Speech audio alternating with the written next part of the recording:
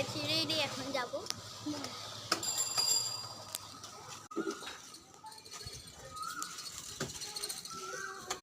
বাইকটা চালাই না তো অনেক প্রবলেম হয়, তার মধ্যে পুরীতে না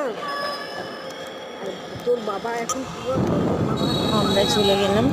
আজকে আমি অনেক দিন মানে এত বছর হয়েও আমি জানতাম যে কাউকাছিতে মানে আমাদের পাশেই কিছুটা দূরে একটা মন্দির আছে অনুকূল বাবার। তো আজকে এই যে চলে এসেছি আমরা সপরিবারে মন্দিরে।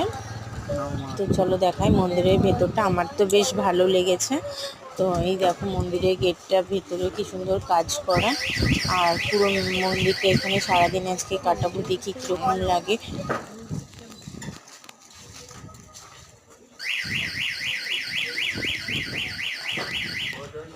যাই গুরু, ব্যাগটা তুমি নিয়ে আসবে, তুমি তো বললে চলে যেতে। ব্যাগটা নিয়ে এসো, নিয়ে আসবে।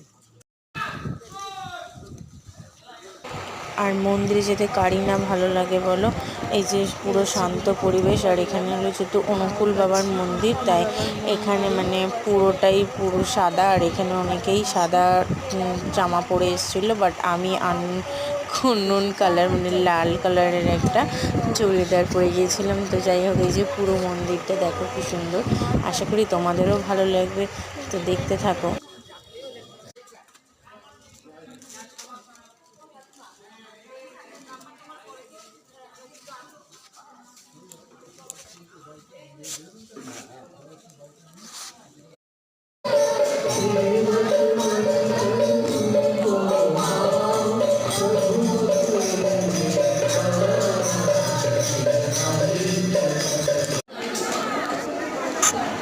আর এই যে পুজো হয়ে যাওয়ার পরে যেখানে খাবার দিচ্ছিলো, এখানে খাওয়া দাওয়া হয়ে গেছিলো।